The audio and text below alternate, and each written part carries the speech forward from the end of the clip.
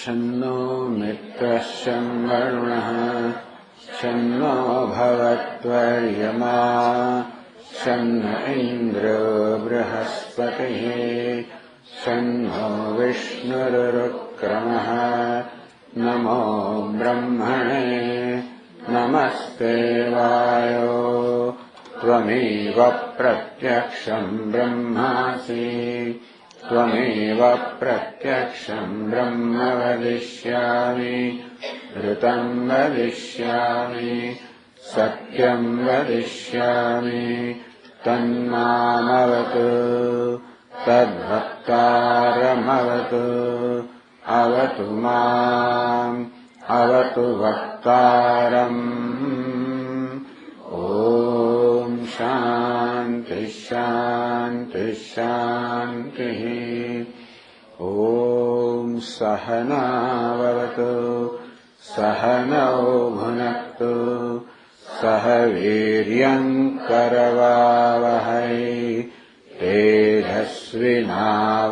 तेजस्विनावधीतमस्तु मा विद्विषावहै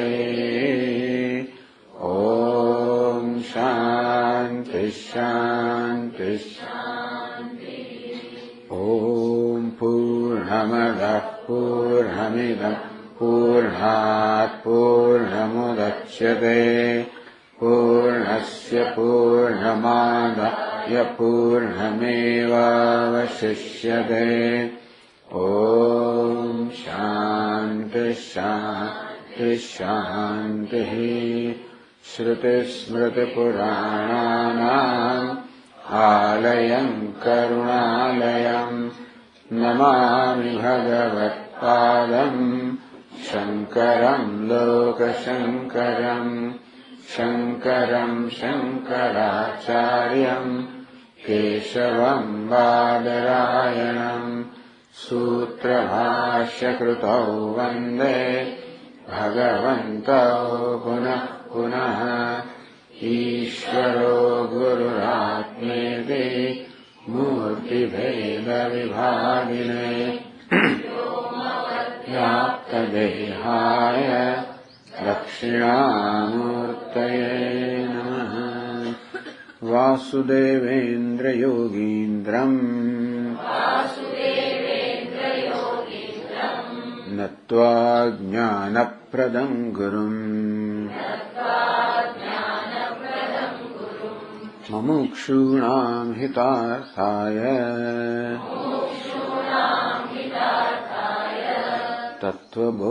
तत्त्वबोधोऽभिधीयते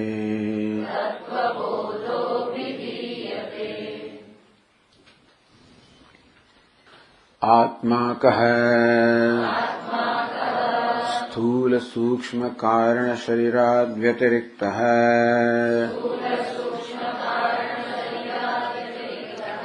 पंचकोशातीतः सन्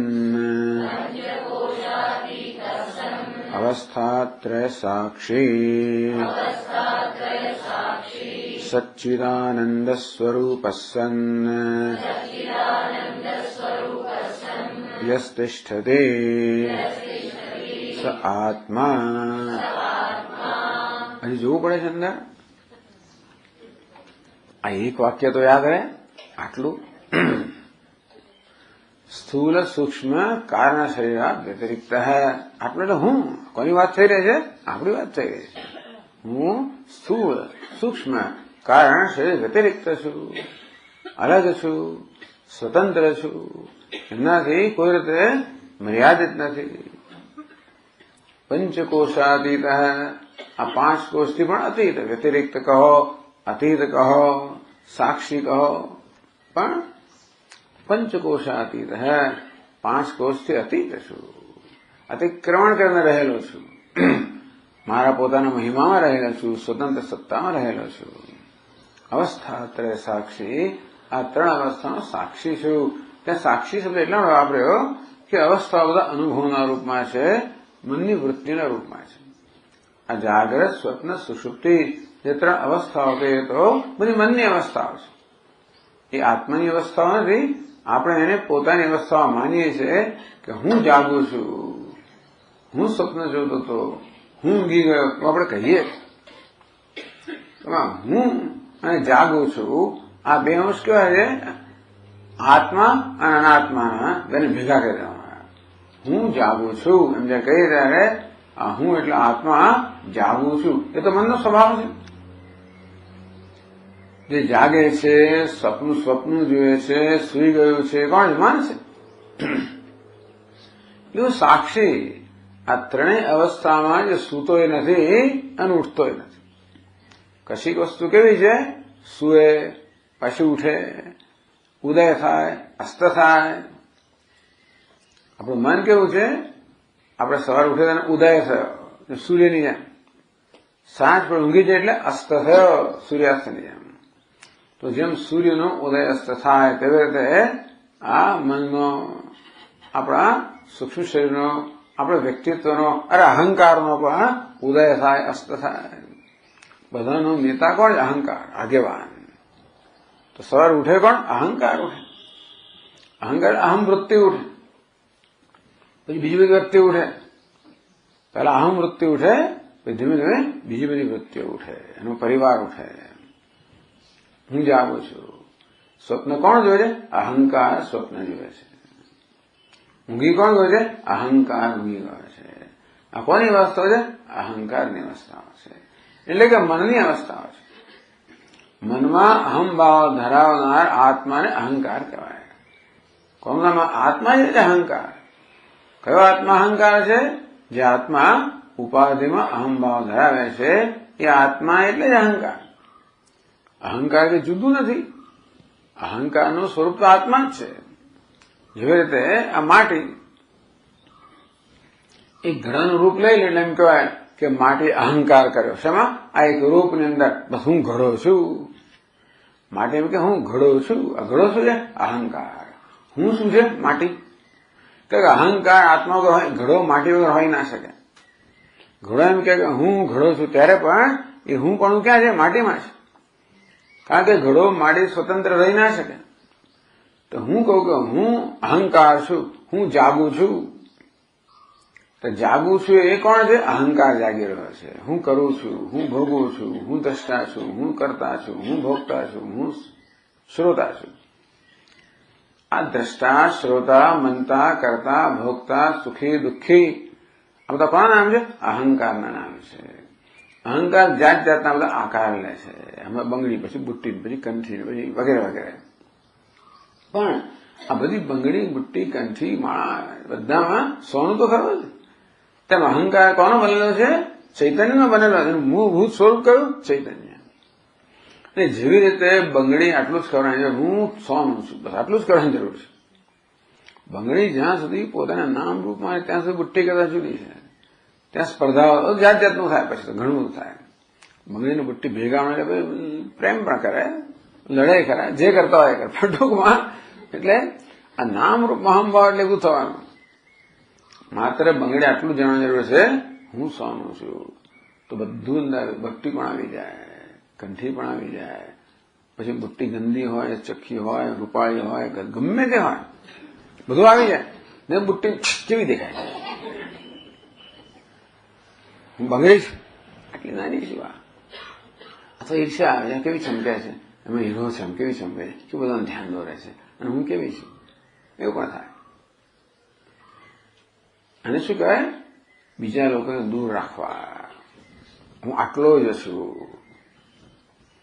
એ બહુ દુઃખ આપનારું છે. હું સોનું છું, બધાનો સમાવેશ થઈ ગયો. Include everybody. અથવા કે એક્સક્લુડિંગ. જે એક્સક્લુડિંગ આવે, દૂરના દૂર રાખે, જુદા જુદા જ રાખીએ. બે આથી આગળ નહીં. આ મર્યાદા છે, આમાં પ્રવેશ નહીં કરવાનો. આમાં પ્રવેશ એટલે આમાં પ્રવેશ કરે તો અંદરની એક મર્યાદા છે, એમાં તો પ્રવેશ ના જ થાય. ભલે વ્યક્તિ ગમે એટલી નજીક હોય ને વળગીને રહે તોય પણ અંદરની એક મર્યાદા તો છે, એનાથી અંદર નહીં. એ હું, આ મારી ટેરિટરી છે. એટલે આટલું જ કરવાની જરૂર છે. ટૂંકમાં આ બધા કોની અવસ્થા? અહંકારની અવસ્થાઓ છે. અહંકાર એટલે અંતઃકરણમાં સૂક્ષ્મ શરીરમાં અહમ ભાવ ધરાવનાર આત્મા. એટલે સૂક્ષ્મ શરીરની કર્મેન્દ્રિયો સાથે અહમ ભાવ ધરાવે તો અહંકાર કરતા કહેવાય. સૂક્ષ્મ શરીરની જ્ઞાનેન્દ્રિયો સાથે આ અહંકાર ધરાવે તો એને જ્ઞાતા કહેવાય. મનમાં અહંકાર ધરાવે તો એને ભોગતા કહેવાય. આમ સૂક્ષ્મ શરીરના કે આપણા વ્યક્તિત્વના ભિન્ન ભિન્ન અંશ સાથે અહમભાવ ધરાવનારને કારણે અહંકાર જાણે કે જુદા વેશ પહેરે છે, માટે જાણે જુદા નામ ધારણ કરે છે. એક સોનું ભૂલી ગયું, હું સોનું છું, એનું બંગડી છું, બુટ્ટી છું, કંઠી છું વગેરે. તો આ બધી આ બંગડી એ સોનાની અવસ્થા નથી, તો નામરૂપની અવસ્થા છે. સોનું તો સોનું જ છે, અંતે તો હેમનું હેમ જ છે.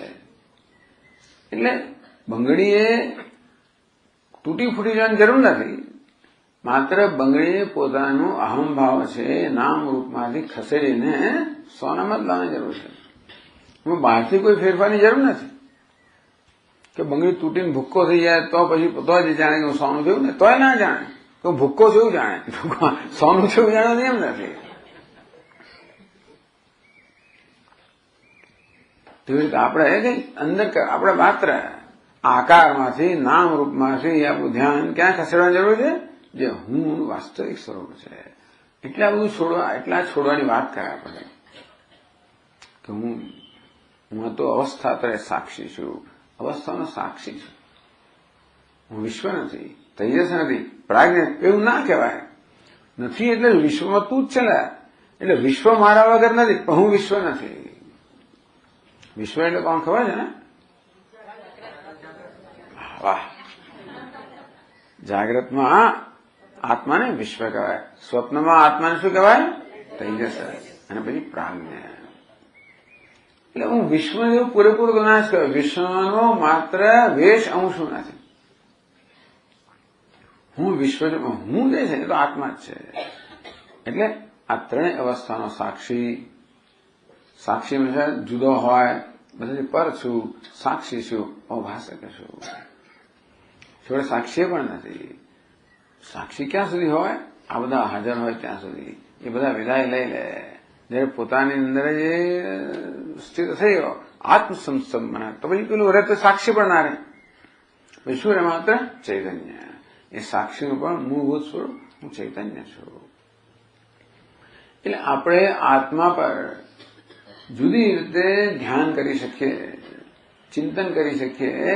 એટલા માટે આપણને આ પ્રક્રિયાઓ કે પદ્ધતિઓ આપવામાં આવી કે ભાઈ આત્માનું ચિંતન કરવાની એક રીતે છે સ્થૂલ સૂક્ષ્મ કારણ શરીરાત વ્યતિરિક્ત. આ પ્રકારે આપણે આત્માનું ધ્યાન કરી શકીએ કે સ્થૂલ સૂક્ષ્મ કારણ શરીર વ્યતિરિક્ત છે. બીજી રીત કહેવામાં આવી અવસ્થાત્રય સાક્ષી, આ ત્રણ અવસ્થાનો સાક્ષી. બીજી રીતે તો ત્રીજી રીત કહે છે પંચકોશાતીત. તો હવે હું પંચકોશથી અતીત છું. આ પંચકોશ શું વસ્તુ છે? તો આપણે સમજીએ કે એની અતીત એટલે શું. એટલે હવે એ પ્રશ્ન કરવામાં આવે છે. તો આપણે હવે 9મા પાના પર છીએ. પંચકોશા કે યાદ છે એટલે પ્રશ્ન બરોબર પૂછે ને, પણ ભૂલી જઈએ આપણે તો. આટલું લાંબુ કયું હોય? સ્થૂલ સૂક્ષ્મ કારણ શરીરાત વ્યતિરિક્ત પંચકોશાતીત સન અવસ્થાત્રય સાક્ષી. પેલા પ્રશ્ન પૂછ્યો સ્થૂળ શરીર કોને કહેવાય? પછી શું આગળ હતું? પેલું શું કહેવું? અવસ્થાત્રય. પછી યાદ આવે અવસ્થાત્રય અવસ્થા કઈ કઈ છે? તો પાછું શું હતું? હો પંચકો. પણ આને યાદ છે બધું શું કહ્યું છે એટલે યાદ નહીં દેવડા પડતો. તો પૂછે ભાઈ પછી શું કહ્યું મહારાજ?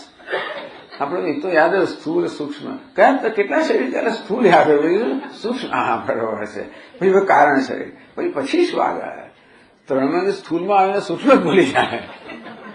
બીજી દિવસ આવે તો કોરાન કોરા આવે ને પાછા આપણે એટલે સ્થૂળની વાત થઈ પછી આગળ શું હતું તો એ જરા ગુરુને થોડી તકલીફ પડે એટલે આટલું શિષ્યનું આટલું સારું છે એને યાદ છે એટલે એક પછી એક પૂછે કહ્યું કે આપણે સ્થૂળ સૂક્ષ્મ કારણ શરીર વ્યતિરિક્ત આ 3 શરીર વ્યતિરિક્ત શું પછી એને પંચ અવસ્થા 3 શરીર જોડાયેલી છે માટે અવસ્થા 3 પછી કહે પંચકોશા કે ભગવાન આ 5 કોષ કયા છે તો ઉત્તર આપે છે अन्नमय प्राणमय मनोमय विज्ञानमय आनंदमयश्चेति तो 5 क्या कोष अन्नमय प्राणमय मनोमय विज्ञानमय आनंदमय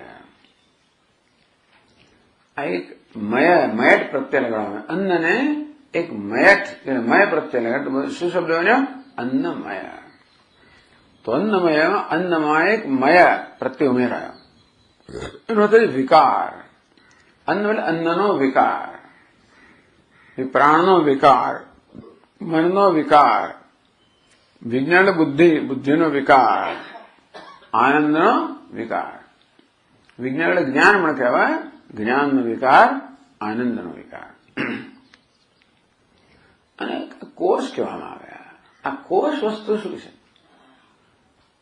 કોષ જેવી રીતે પેલું મુંજા ઘાસ હોય ને એની અંદર પેલો કોમળ ગર્ભ હોય તો આસપાસનું એનું જે પડ હોય છે ને એ પડને કારણે આપણને અંદરનો કોમળ ગર્ભ દેખાય નહીં આ બહારનું જે કઠણ પડ હોય ખરબચડું હોય પછી તીક્ષ્ણ હોય વાગે એવું હોય આવું પડ છે અંદરના સૂક્ષ્મ કોષને ઢાંકી દે છે તેથી આપણને પેલું સૂક્ષ્મ એનો કોષ છે કે એનો ગર્ભ છે દેખાય નહીં એટલે બહારના આ પડને શું કહેવાય કોષ કારણ કે અંદરની વસ્તુને ઢાંકી દે છે આચ્છાદિત કરે છે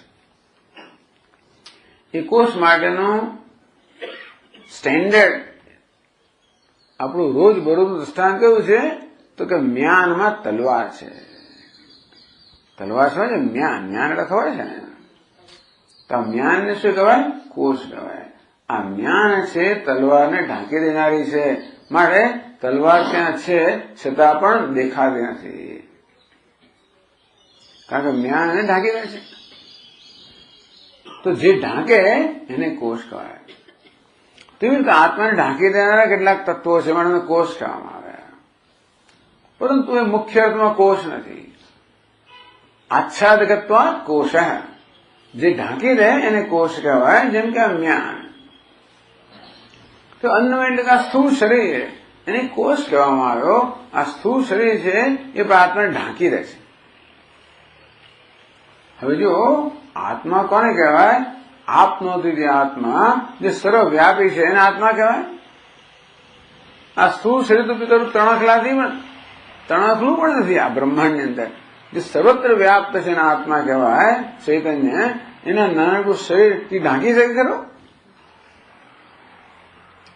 પેલી મ્યાન તો તલવારને ઢાંકે તો બરોબર છે એટલે જ્ઞાનને મુખ્ય અર્થમાં કોષ કહેવાય આ શરીરની કશાયની પણ એવી કોઈ તાકાત નથી એવી કોઈ ક્ષમતા નથી એવી કોઈ હેસિયત નથી ગુજરાતમાં એમ કહે કે આત્માને ઢાંકી દે અને છતાં જાણે ઢાંકવાનું કામ કરે છે ખરું આ શરીર છે તો આટલું નાનકડું તો જ છે હિસાબ વગરનો અને જેમ વિવેક સ્વરૂપ વર્ણન કરે તો અત્યંત પવિત્ર ગંદુ મળમૂત્રનું માત્ર એક ભાંડ એટલે માત્ર એનું એક પાત્ર જ છે એમાં આવું બધું ધરેલું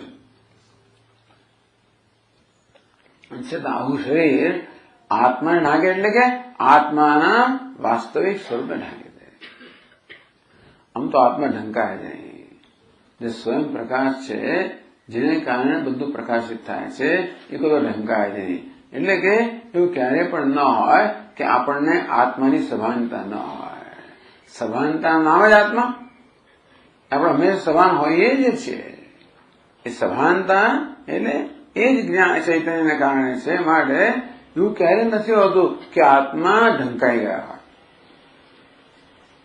છતાં ઢંકાઈ ગયો છે પણ ખરો. જો આ રજ્જુ અને સર્પ, દોરડાને બદલે આપણને જયારે સર્પનો ભ્રમ જન્મે ત્યારે શું થાય છે કે આ સર્પ છે, આ સાપ છે એવું આપણે કહીએ. અને ત્યારે પેલું દોરડું જાણે કે ઢંકાઈ ગયું. દોરડું ઢંકાઈ કઈ રીતે ગયું? આપણને જ્ઞાન નથી. આમ તો કઈ ઢંકાયું છે તો દોરડું જ છે, જે ભાષે તો દોરડું જ છે, મારો અનુભવ દોરડાનો જ છે. અને છતાં મારા કયો ખ્યાલ જન્મ્યો? આ સાપ છે. તો દોરડાને ઢાંકણા કોણ છે ખબર છે? સાપ નહીં, આ સાપ છે. એક ખ્યાલ દોરડાને ઢાંકણા છે. આ એક સમજવાની વસ્તુ છે કે સાપ દોરડાને ઢાંકણા, સાપ તો છે જ નહીં બિચારો. પણ છતાંય કઈ વસ્તુ મને દોરડાના જ્ઞાનને વંચિત રાખે છે? આ સર્પ છે એ ખ્યાલ મને દોરડાના જ્ઞાનથી વંચિત રાખે. જેવી રીતે તો 10મો છોકરાની વાત કરો ને, ઢંકાઈ ગયો છે. 10મો છોકરો કોને શોધી રહ્યો છે? 10માને શોધી રહ્યો છે. એવું બને કોતા 10માને બોલાવે. શું છે પેલું શું કહેવાય ગુજરાત આપણા નાના છોકરાઓ ગયા ને બધા, એટલે એકનું એક બે છોકરા એક જ નામ હોય ને ત્યારે આવી રીતે છોકરાઓ ગમત કરાય બધી. શું છે બાવા પેલું કે વાડિયાને બોલાવે, વાડીઓ ઢોલ બજાવે, એવું કે બધા છોકરાઓ બધું પછી 10માને શોધે છે. હા એવું કશું છે. વાડીઓ તમે ખાલી ઉમેર્યો, બીજું કઈ થતું પણ લાવો એમ 10માને શોધે જેવું છે બાબત. એવું કહ્યું હતું ભાઈ. એટલે કોઈક રીતે પોતે 10મો છતાં પણ એને જ્ઞાન નથી કે હું 10મો છું. કોણ એને ઢાંકી રહ્યું છે? 10મો ઢંકાઈ ગયો છે. એ કે પડદા પાછળ નથી ઢંકાયો, એ કે પેટીમાં છુપાઈ નથી ગયો, છતાં ઢંકાઈ ગયો છે. એની પોતાને જ માટે એને કોણ ઢાંકી રહ્યું છે? એના મનનો ખ્યાલ કે 10મો ખોવાઈ ગયો, હું 10મો નથી. આ ખ્યાલ એના 10મા પણાને ઢાંકી દે છે. એને કોષ કહેવાય. હું 10મો નથી એ ખ્યાલને જ કોષ કહેવાય. કારણ કે દોરડાને કોણ ઢાંકે છે? આ સર્પ છે એ ખ્યાલ એને ઢાંકનારો છે. 10માને કોણ ઢાંકે છે? હું 10મો નથી એ ખ્યાલ 10માને ઢાંકે છે. એટલે કોષની જેમ પેલું એટલે આમાં કોઈ કોષ નથી. જ્ઞાનની જેમ તલવારને ઢાંકે એવું નથી, છતાં એવું જ કામ કરે છે. જાણે કે કોષ હોય એવું જ. કોષવત આચ્છાદ કોષ હૈ, કોષવત આચ્છાદકત્વાત કોષ હૈ. એ કોષ હોય એ જે રીતે આચ્છાદિત કરે, ઢાંકી દે, તેવી રીતે આ શરીર ઢાંકી દેતો હોવાના કારણે એને કોષ કહેવામાં આવ્યો. આ શરીર બિચારું ઢાંકતું નથી, પણ આ શરીરનો કોઈ વાંક નથી. છતાં વાંક શું છે? એ છે. એને કારણે એને આત્મા માનવામાં આવે છે. આ શરીર હોવાના કારણે હું શરીર છું, હું દેહ છું, એ પ્રકારનો ખ્યાલ છે. એવું છું એ સ્વભાવ જ એવા છે. દેહ છું એવું કહેતો નથી, પણ પુરુષ છું એમ એટલે દેહ થઈ ગયો. હું પુરુષ છું, સ્ત્રી છું, ઊંચો છું, નીચો છું, જાડો છું ને પાતળો છું, પિતા છું ને પુત્ર છું. ટૂંકમાં આ બધા કોના ધર્મ? દેહના જ ધર્મ છે. એટલે આવું જાય મારી જાતને આ પ્રકારની ઓળખાણ જયારે આપો. કોણ બોલે છે? સ્વામી બોલે છે. કેટલું વજન છે? 150 પાઉન્ડ. કેટલી ઊંચાઈ? એટલે શું થયું? હું 150. એટલે શરીર છું. હું જાણે એમ કહું હું શરીર છું ત્યારે હું શું નથી કહેતો? હું પૂર્ણ નથી, હું બ્રહ્મ નથી. એવું થઈ ગયું ને. હું જયારે કહું કે હું શરીર છું એટલે એની પાછળ સ્પષ્ટ હું બ્રહ્મ છું એ જ્ઞાન મને નથી. હું શરીર છું એ તો ભ્રમ છે. એ ભ્રમ હું બ્રહ્મ છું એ મારા વાસ્તવિક સ્વરૂપના જ્ઞાનથી મને વંચિત રાખે છે. અને તેથી હું શરીર છું એ ખ્યાલ છે ને એ કોષ છે, શરીર કોષ નથી. જો શરીર ઢાંકનું હોય તો પછી મળ્યા સુધી આપણને કોઈ મુક્ત થઈ જ નહીં. જો શરીર આપણને ઢાંકતું હોય તો કોઈ મુક્ત હોય ના શકે, જીવે ત્યાં. પણ શરીર નહીં ઢાંકતું. હું શરીર છું એ ખ્યાલ, હું બ્રહ્મ છું એ જ્ઞાનને ઢાંકે છે. આપણે કહ્યું કે એક બાજુ કહીશું આત્મા ઢંકાતો, બીજું કહ્યું આત્મા ઢંકાય છે. એ બંને વસ્તુ છે. ઢંકાતો નથી અને ઢંકાય છે ખરો. કેમ ઢંકાતો નથી? કારણ કે આત્મા હું છું એ ક્યારે ઢંકાતો નથી. એટલે વેદાંતી લોકો એમ કહે કે દરેક વસ્તુના બે અંશ છે, એક સામાન્ય અંશ અને બીજો વિશેષ અંશ. તો દોરડાની જગ્યાએ જયારે આપણને સર્પનો ભ્રમ થાય ત્યારે શું કહે? આ સાપ છે. એમાં આ છે ને, મારી આ સાપ છે, એમાં આ ખરેખર ક્યાં જઈને અટકે ખબર છે? દોરડામાં જઈને અટકે. એટલે આ જે સર્વનામ છે કોને વપરાય છે? અથવા આ સર્વનામ વિષય કયો છે? દોરડું. ત્યાં દોરડું ના તો આ સાપ છે એમ ના કહે. આ પણ કોનામાં છે? દોરડામાં છે પણ કોનામાં છે? દોરડામાં. એટલે આ છે એ અંશ કોનો છે? દોરડાનો છે. એટલે આ સાપ છે એમ કહું ત્યારે દોરડું પૂરેપૂરું ઢંકાયું નથી. દોરડામાં બે અંશ છે. એક કયો અંશ છે? અને બીજો દોરડું છે. આ છે એને આપણે કહીએ સામાન્ય અંશ. આ ઘડો છે, આ ટેબલ છે, આ દોરડું છે, આ વૃક્ષ છે, એમાં આ છે, આ છે, આ છે કેવું છે? સામાન્ય અંશ, જે બધા પદાર્થોને લાગુ પડે. એ શું કહેવાય? સામાન્ય અંશ. તો પછી બધા પદાર્થોમાં આ સામાન્ય અંશ સમાન છે. તો એ બધા પદાર્થ જુદા પાડે વિશેષ અંશ. કહ્યું દોરડું, વૃક્ષ, ટેબલ, ખુરશી આ કયો છે? વિશેષ અંશ. એ પેલા મંદ અંધકારમાં શું થાય આપણને કે દોરડું દેખાય છે ને છતાં નથી દેખાતું. પ્રકાશ પૂરતો ન હોવાને કારણે આમ આપણે જોઈએ ત્યાં છે દોરડું, પરંતુ પૂરતો પ્રકાશ નહીં હોય કે ઘણો પ્રકાશ પૂરતો ના હોય અને કોઈક રીતે છતાં પેલું દોરડું આમ જરા ચમકતું હોય એને કારણે મને ભ્રમ જન્મે આ સાપ છે. અને તેથી દોરડાનો સામાન્ય અંશ છે એનું મને જ્ઞાન છે આ છે, પણ દોરડાનો વિશેષ અંશ આ દોરડું એના દોરડાપણાનું જ્ઞાન નથી. એટલે અજ્ઞાન શું કરે છે? આવરણ અને વિક્ષેપ. દોરડાને ઢાંકી દે તે સાપનો વિક્ષેપ જન્મ, તો દોરડાને પૂરેપૂરો નહીં ઢાંકી દેતો. દોરડાને વિશેષ અંશને ઢાંકી દે, સામાન્ય અંશ નહીં. બીજું ભ્રમ ક્યારે જન્મે? સામાન્ય અંશનું જ્ઞાન હોય અને વિશેષ અંશનું જ્ઞાન ન હોય એ સ્થિતિમાં જ આપણને આવો ભ્રમ જન્મે. જેવી રીતે જો ત્યાં ગાઢ અંધકાર હોત અને દોરડું દેખાયું જ ના હોત તો પછી આ છે તો સામાન્ય અંશ પણ ના દેખાયો હોત તો પણ આપણને સાપનો ગાઢ અંધકારમાં કશું ના દેખાયું હોત તો દોરડાનું સામાન્ય જ્ઞાન પણ નથી, ત્યાં તો સર્પનો ભ્રમ નથી. અને ધોળે દાડે દોરડું દેખાય, બધું દેખાય. ધોળે દાડે શું છે? સામાન્ય અંશનું જ્ઞાન આ છે અને દોરડું વિશેષ અંશનું જ્ઞાન છે. દિવસે જે સામાન્ય અને વિશેષ બંનેનું જ્ઞાન હોય ત્યાં પણ આપણને ભ્રમ ના હોય. કે વિશેષ અને સામાન્ય કશાનું જ્ઞાન ના હોય તેમાં ભ્રમ ના હોય. ક્યારે ભ્રમ હોય? સામાન્ય અંશનું જ્ઞાન છે અને વિશેષ અંશનું જ્ઞાન. બહુ આ દ્રષ્ટાંત બહુ સમજવાની વસ્તુ છે.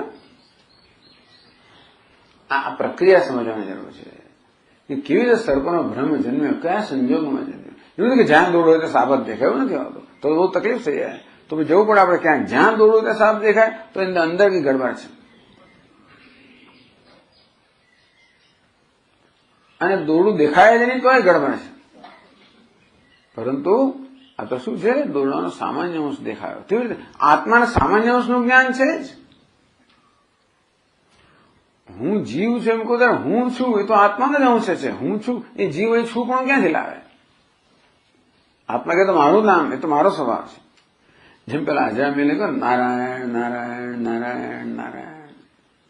જેમ દૂતો તો આવેલા તમે નારાયણ નારાયણ પેલા પકડે પેલા નારાયણ સૌ પહોંચી ગયો વૈકુંઠમાં. ભગવાન મારા ભક્તોને બોલાવે છે, એને દૂતોને બોલાવે. મારા ભક્તોને બોલાવે છે, મહારાજ તમને નથી બોલાવતો હવે તો એના દીકરાને બોલાવે છે. નારાયણ કે છે એના દીકરા એનું નારાયણ નામ એનું ક્યાં છે? મારું નામ નારાયણ છે, જાઓ. તેમાં આત્મા શું કહે છે? આ છું પણ મારું છે, એનું નથી. હું દુઃખી છું, આ છું પણ આત્મા કે મારું છે. ભાઈ એમ હંમેશા આત્મા પોતાને જાહેર તો કરતો છે, હું છું છું છું. પણ આપણને એ જોવાની બહુ ફુરસદ નથી હોતી. તો દુઃખી સુખી આપણે એવું ધ્યાન દોરી દે છે ને કે હું છું એ તરી જોવાની આપણે ફુરસદ, સમય, નિરાંત શાંતિ સ્વસ્થતા નથી હોતી. તેથી દુઃખી સુખી. એટલે આત્માનું જ્ઞાન તો છે જ, હું છું, પણ સાથે સાથે અનાત્મા અંદર ઘૂસી ગયો. અંતેથી એ આત્મા અનાત્મા વિવેકને જરૂર પડે કે ભાઈ એમાં આ હું પિતા છું, પિતા હું છે જ અનાત્મા છે, હું છું એવું જ નહીં. બધું ફેંકી દઈએ તો શું થાય? એવું નહીં. એટલે વિવેક એટલે કરો ને કે આટલું એક રાખવાનું, તમે ત્યાં જ અંશ કયો અને ગ્રાહ્ય અંશ કયો. બોલો આપણે ધાંગરને છડતા હોય તો બધું નહીં ફેંકી દેવાનું, ખાલી ફોતરા ફેંકી દેવાના, ડાંગર તો રાખવાના ને. તેવી રીતે હું જીવ છું, એમાં જીવ પણ ફેંકી દેવાનું, શિવ પણ રાખવાનું. એ તો ફેંકી જ ના દેવાનું, પણ એ તો છતાંય એ હું છું એટલે ફેંકાય નહીં અહીંયા તો, પણ છતાંય એનો અર્થ એ છે કે આ હું છું કયો અંશ છે? સામાન્ય અંશ આત્મા. ટૂંકમાં આપણને આપણા પોતાના વિષયનું પણ જ્ઞાન છે. હું છું, ભાસું છું, પ્રિય છું, પરંતુ બ્રહ્મ છું, અદ્વિતીય છું, આનંદ સ્વરૂપ છું, પૂર્ણ છું. એ વિશેષ અંશનું જ્ઞાન નથી. આવી સ્થિતિ થઈ ગઈ છે.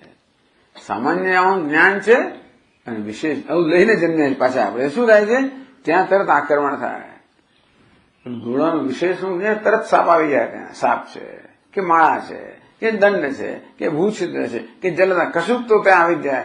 ટૂંકમાં આમ સામાન્ય અંશનું જ્ઞાન હોય, વિશેષ અંશનું જ્ઞાન ન હોય, ત્યારે ત્યાં વિશેષ અંશ પર જે અધ્યારોપ થાય ને ભ્રમ કહેવાય, એને અધ્યારોપ કહેવાય. તો એમાં દોડાને અધિષ્ઠાન કહેવાય અને આ છે એને આધાર કહેવાય. એવા બે જુદા શબ્દો વાપર્યા. તો એવી રીતે આ હું પૂર્ણ બદલે અપૂર્ણનો ભ્રમ જન્મે. પૂર્ણ આ અધિષ્ઠાન છે એના પર અપૂર્ણનો અધ્યારોપ થયો. કેમ થયો? આ દેહને કારણે. હું મરતે છું એવું કહું ત્યારે શું? એ તો દેહનો ધર્મ છે ને. તો દેહમાં અહંભાવને કારણે આત્મા પર અધ્યારોપ થયો અને આત્માનો વિશેષ જે અમર છે ત્યાં આગળ મર્ત્યત્વનો અધ્યારોપ થયો. જે પૂર્ણ છે ત્યાં આગળ અપૂર્ણત્વનો અધ્યારોપ થયો. જે આનંદ સ્વરૂપ છે ત્યાં આગળ દુઃખિત્વનો અધ્યારોપ થયો. અનંકોશ એટલે કે હું દુઃખી છું એ ખ્યાલ મારા આનંદપણાને આચ્છાદિત કરે, બાકી કોઈ નથી કરતો. આનંદ સ્વપ્રકાશ જ છે. આત્મા સ્વપ્રકાશ, આનંદ સ્વપ્રકાશ જ છે. પણ એક વાદળ આવી ગયું. કયું વાદળ? હું દુઃખી છું એ ખ્યાલનું વાદળ.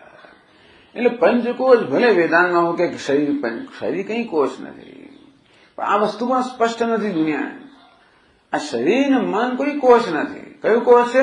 આ શરીર છું એક ખ્યાલ. શરીરમાં અહંભાવ છે ને, આ શરીર છું એ ખ્યાલ કોષ છે. જો શરીર કોષ હોત તો શરીર હોય ત્યાં સુધી કોઈ છૂટા થઈ જ ના શકે. કયો? આ શરીર એ ખ્યાલને દૂર કરવાનું. શરીર ભલે ને જોઈ બિચારો. મારે શું લાગે છે? જ્ઞાની પુરુષ કે મને લાગતું ઓળખ ભલે ને શરીર. ઘણા લોકો શરીરનો તિરસ્કાર કરે. આ દુષ્ટ શરીર ભાઈ શું કામ બિચાર કઈ ગુનો કરે છે? તારું નથી, ભગવાનનું છે. દુષ્ટ કહેવાનો તને શું અધિકાર છે? આ તારું નથી. મારું કહું પહેલા પછી તિરસ્કાર કરો. જેનો તિરસ્કાર પહેલા મારું કહીને પછી તિરસ્કાર કરતા હોય. મારું તો છોડો. પણ એટલે આ શરીર દ્વારા એટલે અને કોઈ જ્ઞાની પુરુષ એટલે વેદાંતને કઈ વિરોધ હોય જ નહીં કશાનો. હું શરીર નથી એટલે શરીરનો તિરસ્કાર નથી. એમાં માત્ર જે હકીકત છે એનું માત્ર એ જાહેર કરી છે કે આ દેહ હું નથી, હું દેહથી પાર છું, દેહનો દ્રષ્ટા છું. એટલે અન્નમય, પ્રાણમય, મનોમય, વિજ્ઞાનમય, આનંદમય આવા 5 કોષ કહેવામાં આવ્યા. એટલે એવા 5 કોષ કેમ કહેવામાં આવ્યા? કારણ કે આપણે અનેક અસંખ્ય ભ્રમ ધરાવીએ છીએ. આ બધા ભ્રમને 5 વિભાગમાં વહેંચી નાખવામાં આવ્યા. તો 5 વિભાગની વહેંચણીનું પ્રયોજન શું? કે કઈ વસ્તુ આ ભ્રમ માટે જવાબદાર છે એના આધારે એના 5 વિભાગ કરવામાં આવ્યા. ટૂંકમાં આત્મા વિશે જે અનેક બધા ભ્રમ સેવીએ છે એમાં આ 5 આપણા વ્યક્તિત્વના 5 અંશ જવાબદાર છે. વ્યક્તિત્વ એક જ છે પણ એના 5 અંશ કયા કે એના 5 સ્તર કયા? સ્થૂળમાંથી સ્થૂળ માંડીને સૂક્ષ્મ 5 સ્તર કયા? સૌથી સ્થૂળ સ્તર કયો? અન્નમય. આપણા વ્યક્તિત્વ, આપણે એક તો કેવું વ્યક્તિત્વ છે? આપણે એક તો ફિઝિકલ પર્સનાલિટી, એક શારીરિક વ્યક્તિત્વ. એ જ બહુ ત્રાસ આપે છે. સ્વામીજી વજન વધી ગયું, જાડો છું, ફલાણો છું, ચામડી રંગ આવો છે, કેટલી તકલીફો એમાં, સફેદ થઈ ગયા, ઉતરી ગયા, કેટલી તકલીફ, શરીરનું વજન તકલીફ આપે, ઊંચાઈ તકલીફ આપે, ઊંચાઈનો ભાવ તકલીફ વધારે પડતી ઊંચાઈ જેવા હોય તકલીફ જ આપે. વજન સરખું તો તકલીફ આવે, વધી ના જાય પાછું, ધ્યાન ના આવે. એ ઉલટા વધારે ત્રાસમાં હોય છે. એટલે જેનું વજન બરોબર એ લોકો તો ઉલટા વધારે ખાને બાબત નહીં ને ભાઈ ઘીના હું આમ ના કહીશ અલા ભાઈ તો અમે તો કશી વસ્તુ બીજો આનંદ લઈ જ ના શકે, વધી જશે તો શું, એ ત્રાસ. વધેલું હોય તો ત્રાસ ખરો જ, ખાય તો બિચારા નથી ગિલ્ટ ફિલિંગ કે અરે આ ખાવું છું, ના ખાવું છે પણ ખવાઈ જાય છે તોય ત્રાસ. અને પેલો તોય ત્રાસ, એને ખાવું છે પણ ના આવે, વજન વધી જાય, અને કેટલી કેલરી શું છે ને, ટૂંકમાં ત્રાસ જ છે. આ શરીરમાં હંભાવ એટલે ત્રાસ. એક ફિઝિકલ, એક શારીરિક વ્યક્તિત્વ, બીજું પ્રાણમય, એક એક્ટિવ, એક સક્રિય વ્યક્તિત્વ. આપણે એક્ટિવ સક્રિય છીએ, આપણો શરીર શક્તિ છે, એક શક્તિમય વ્યક્તિત્વ. એ કેવું પ્રાણમય. આ પ્રાણ જે છે શરીર શક્તિ છે. ત્રીજું કોઈ વ્યક્તિ છે લાગણીશીલ વ્યક્તિત્વ, મનોમય. લાગણી એક વસ્તુ છે અને લાગણી વશ બીજી વસ્તુ છે. એક મન એક વસ્તુ છે, પણ હું મન બની જાઉં, મન તાદાત્મ્ય કરી દઉં તો હું કેવો બનું, લાગણી બની જાઉં.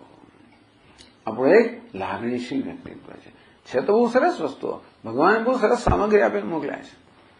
બધી સામગ્રી લે નહીં, બસ તને બહારનું સરસ ચામડાથી મળીને સરસ તમે આપું છું, જે તને એક સરસ ઘર મળે, રહેવાનું સ્થાન મળે, મજા કર. તેને બદલે હું હાથ છું, ભગવાન કે એ મેં નથી કહ્યું, તને હાથ કામ કરવા માટે આપ્યો છે. હું હાથ છું, હું કરું છું, તને ક્યાં હાથ કામ હાથ કરે છે. તો એક શારીરિક વ્યક્તિત્વ, એક સક્રિય વ્યક્તિત્વ, એક લાગણીશીલ વ્યક્તિત્વ, એક બૌદ્ધિક વ્યક્તિત્વ. જ્ઞાતા પણ અનેક પ્રકારનું જ્ઞાન જ્યાં ધરાવતા હોય, અનેક વસ્તુ જાણવાની આપણે જિજ્ઞાસા હોય, ઇંતજારી હોય, કુતૂહલ હોય. અને કેવું છે આનંદમય વ્યક્તિત્વ. બસ ખોઈ જઈએ આપણે. ઘણી વાર આપણે આનો ખોઈ જતા હોઈએ છીએ. એવું વ્યક્તિત્વ કેવું છે આનંદમય. તો આ પ્રકારે ગુહાશયમ પરંપરા પંચદશીમાં કહેવામાં આવ્યું. જ્યાં ગુહા ના હોય એટલે જો આવા 5 વ્યક્તિત્વ થાય. પહેલું કયું વ્યક્તિત્વ? અન્નમય, ફિઝિકલ, શારીરિક વ્યક્તિત્વ. પણ એની અંદર બીજું કયું વ્યક્તિત્વ છે? પ્રાણમય, સક્રિય વ્યક્તિત્વ. પછી ત્રીજું અંદર મનોમય, લાગણીમય વ્યક્તિત્વ. ચોથું કયું? સૂક્ષ્મ થતું જાય, જેમનું અંદર જાય બૌદ્ધિક વ્યક્તિત્વ. વિજ્ઞાન કહો, બૌદ્ધિક કહો. અને છેલ્લે આનંદમય. હજી એની અંદર એક છે, એ કયું છે? ચૈતન્ય. એ ખુલાય નહીં. એ સર્વેષુ ગૂઢોત્માન પ્રકાશ. બધાની અંદર આત્મા ગૂઢ રહેલો છે. આમ આપણા વ્યક્તિત્વના આવા જાણે કે 5 સ્તર ના હોય, અને પ્રત્યેક આપણે એટલે આપણો અહમભાવ બદલાયા કરતો હોય. ક્યારેક દેહમાં અહમભાવ સાથે વાત કરું, ક્યારેક વળી મનમાં જતો રહું, ક્યારેક બુદ્ધિમાં જતો રહું, ક્યારેક પાછો ક્રિયામાં જતો રહું, ક્યારેક વળી પાછો ખોવાઈ જાઉં. અને તેથી આ વ્યક્તિત્વના પ્રત્યેક સ્તરમાં અહમભાવને કારણે તે પ્રકારનો ભ્રમ જન્મે. દેહોહમ, દેહ છું, એક ભ્રમ. હું પ્રાણ છું, હું મન છું, હું બુદ્ધિ છું, હું સુખી છું. આ બધા જુદા પ્રકારના ભ્રમ છે.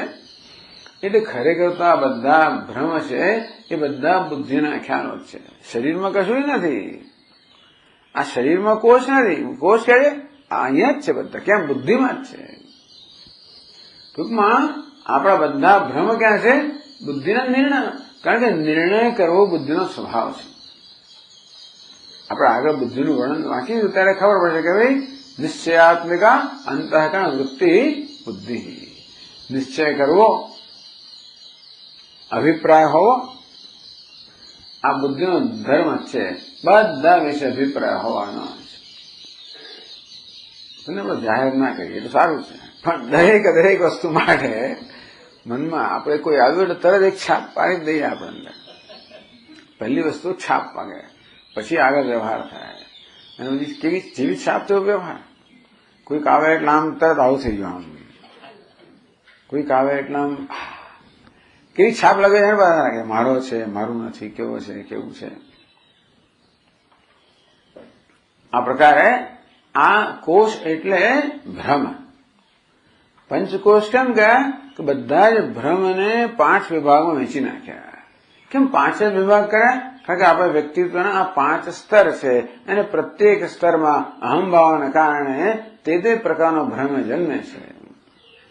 એટલા માટે આ પંચકોષ એટલે શરીર કઈ કોષ નહીં. કઈ શરીરમાં તો આત્માને ઢાંકવાની તાકાત નથી. પણ હું શરીર છું એ ખ્યાલ આત્માના પેલા વાસ્તવિક સ્વરૂપે ઢાંકી દે છે. એટલે હું બ્રહ્મ છું, અનંત છું, અમર છું એ ખ્યાલને ઢાંકી દે છે. હું પ્રાણ છું, હું મન છું, બુદ્ધિ છું, સુખ છું. આ પ્રકારના જે ખ્યાલો છે ને એટલે એને કોષ કહેવાય. કોષવત આચ્છાદકત્વાદ. જેમ કોષ કે જ્ઞાન પેલી તલવારને ઢાંકી દે તેવી રીતે આ ખ્યાલ આત્માના વાસ્તવિક સ્વરૂપ જાણે કે ઢાંકી દે છે. એટલે કે એના જ્ઞાનથી પેલી જ્ઞાન તો ઢાંકી દે પણ આપણને તલવારના જોવાથી તો વંચિત રાખે. તેવી રીતે ભલા ખ્યાલ આત્માને ન ઢાંકે છતાં પણ આત્માના વાસ્તવિક જ્ઞાનથી આપણે વંચિત રાખે છે. માટે એમને કોષ કહેવામાં જાણે કે કોષ હૈવ કોષ કોષવત આચ્છાદકત્વાદ. કોષની જેમ ઢાંકી દેતા હોવાને કારણે એટલે અન્નમય એક અન્નમય કોષ કહેવાય. એના શરીરનો કોષ કહેવાય. અમે શરીરની નિંદા કરે બિચારાને ટૂંકમાં. એટલે શરીર નિંદા કરવાનું કારણ બીજું છે પણ એટલે શરીર નિંદાને યોગ્ય નથી કઈ.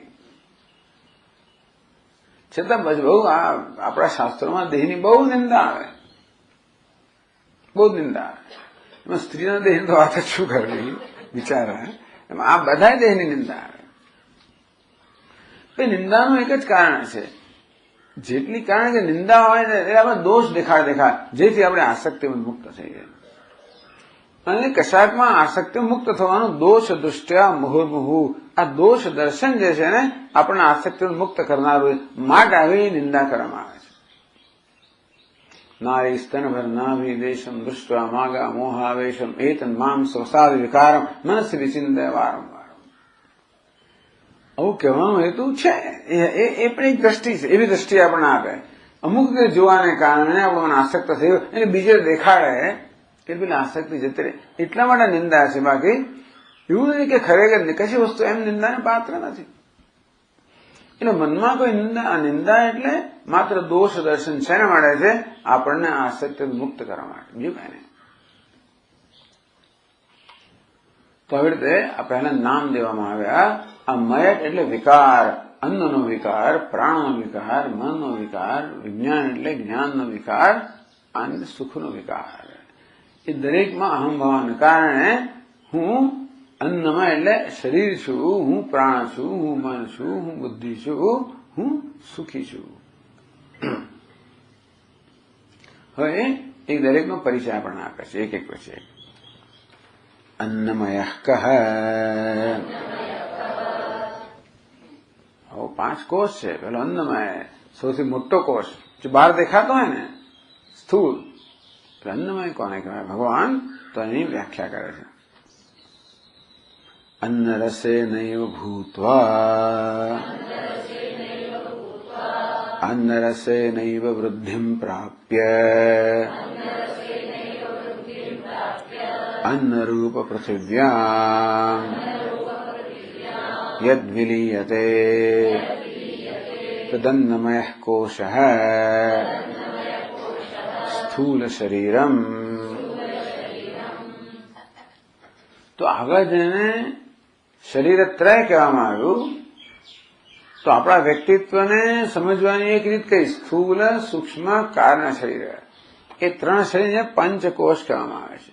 જોયું છું કે સ્થૂળ શરીર એ જ અન્નમય કોષ છે અને કારણ શરીર એ આનંદમય કોષ છે અને વચ્ચેના ત્રણ કોષ પ્રાણમય, મનોમય અને વિજ્ઞાનમય એમનો સૂક્ષ્મ શરીરમાં સમાવેશ થાય. એટલે ત્રણ શરીર કહો તોય બરોબર છે, પંચકોશ કહો તોય બરોબર છે. એટલે આ તો આપણને આત્માનાત્મ વિવેક કરવાની બીજી રીત આપી. એક રીત કઈ આપી? આ શરીરત્રય વિવેક. બીજી રીત કઈ આપી? અવસ્થાત્રય વિવેક. એ કઈ રીતે આપે છે? પંચકોશ વિવેક. કારણ કે શાસ્ત્રમાં આ વસ્તુ ઉપલબ્ધ છે માટે આ બધા પ્રક્રિયા ગ્રંથો શું કરે, આવી પ્રક્રિયાઓ લઈ લઈને એમાં એને આપણે સમજાવે. એટલે માંડુક્ય ઉપનિષદમાં કઈ રીત છે? અવસ્થાત્રય. તૈત્રીયમાં કઈ રીત છે? પંચકોશ વિવેક. આમ આવી રીતે હોવાને કારણે એ બધા, એટલે પછી આપણે તૈત્રીય, હા તો મને ખબર, આ સમજાય છે, તો ભાઈ તૈત્રીયનો ઉપદેશ સમજાય જો આપણે પંચકોશ વિવેક કઈ સમજાવીએ તો, કે અવસ્થાત્રય તું માંડુક્ય ઉપનિષદ આપણે અભ્યાસ કરે, હા હવે મને ખ્યાલ આવે છે બધો. એટલે આપણે બીજા બધા ગ્રંથોમાં પ્રવેશ કરવાની આપણને એ પ્રકારની પૂર્વ તૈયારી કરે છે. એટલે એને માટે ગ્રંથ જેવું ને, અહીંયા ગ્રંથ પોતે તોતો છે. ટૂંકમાં એ ઉપનિષદો કરે એ અહીંયા કરવામાં આવ્યો છે સરળ રીતે. ત્યાં જરા અઘરી રીતે કરવામાં આવ્યું અને બહુ બધું ભાષ્ય નામ તેને બધું આપણે ક્યાં ને ક્યાંય મૂંચવા જઈએ, બહુ લાંબુ લાંબુ ચાલે. એ દ્રષ્ટિ એ જ વસ્તુની આગળ સરળ રીતે થઈ. તો આ દેહ એટલે કે સ્થૂલ શરીરમ, આ સ્થૂલ શરીર છે એને જ અન્નમય કોષ કહેવામાં, અન્નમય કહેવામાં આવે છે. કેમ? અન્નમય એટલે અન્નનો વિકાર અથવા તો અન્નના રસનો વિકાર. ખરેખર અન્ન રસમય એમ કહેવું જોઈએ.